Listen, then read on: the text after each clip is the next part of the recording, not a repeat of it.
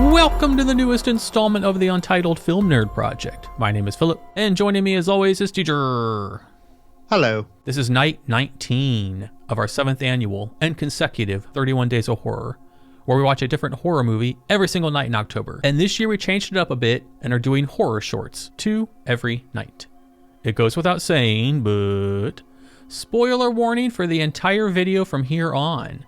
If you haven't seen these yet and want to, go check them out and come back when you're done. So without further ado, let's get right into it with our first short movie of the night, which was Downstairs. Essentially, this one is about a security guard in a building that houses studios, artist studios, and some strange shit starts happening.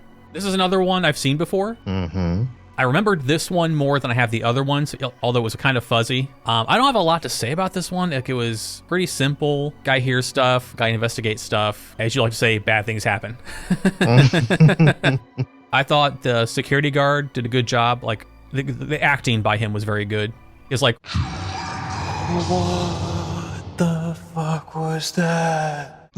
was so nice. I remember that from seeing it prior. This is kind of like how Symmetropia was for you. It didn't like amaze me, but it was still an okay watch. It was okay. Okay. I don't have anything bad to say, but it wasn't like overly great to me. So what did you think? Gonna mimic much of what you've said, but as far as the security guard, he was definitely my favorite thing about it. He was the most relatable everyman that we've encountered so far. Yeah. And your quote was the quote that that made him the most relatable, because most of the time in horror movies, you hear a sound or the main character hears a sound and they react either with like, or going to investigate, but we don't ever get the fuck was that? Yeah. And his response was just so spot on. Yeah, agreed. The extremely obnoxious, over-the-top, pretentious artists, where they served their purpose well. And I did get a kick out of the reveal of the big art piece that he was working on was that tiny little painting. Yeah.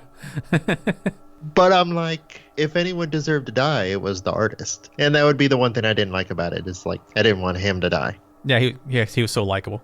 All right, let's move on to the second horror short of the night, which was The Night Delivery. So for this one, we have a group of guys that I guess they work as like a grocery delivery service for elderly and people that live out in the middle of fucking nowhere.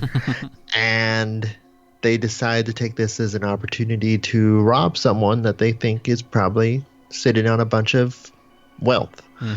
And it goes horribly for everybody involved. Oh, yeah.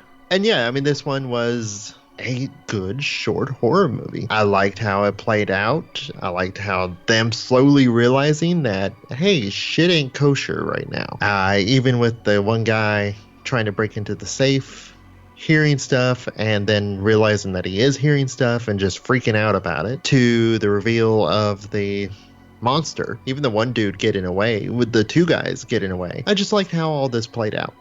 And you? I don't think I can agree. Ah. Yeah. When this ended, I wrote, I don't know about this one. Mainly because of the way it was written. The dialogue was written very weird to me.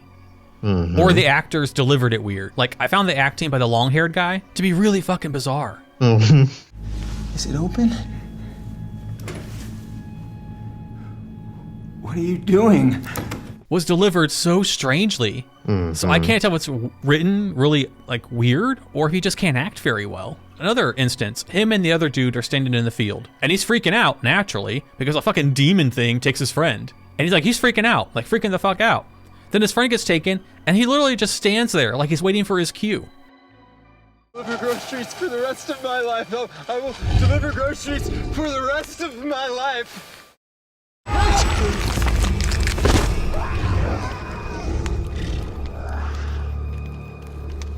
Like, he stopped reacting. He just stood. He wasn't like traumatized. He was just standing there like, doo-doo-doo. It came off as really bad. The main guy did a decent job, as did the older gentleman trying to keep the demon at bay. And I know this is supposed to be some kind of like morality story about bad things coming back on you, but it wasn't done very well.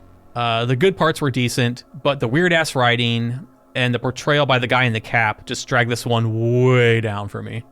Mm-hmm. Wasn't really feeling this one. Okay. Anything else? No, I think that about covers it. Well, that wraps up night 19. Thank you very much for watching and or listening. We'll return tomorrow with the next entries into this year's October Movie Marathon. So until then, my name is Philip. And I'm TJ. And we'll see you tomorrow. Goodbye. Bye.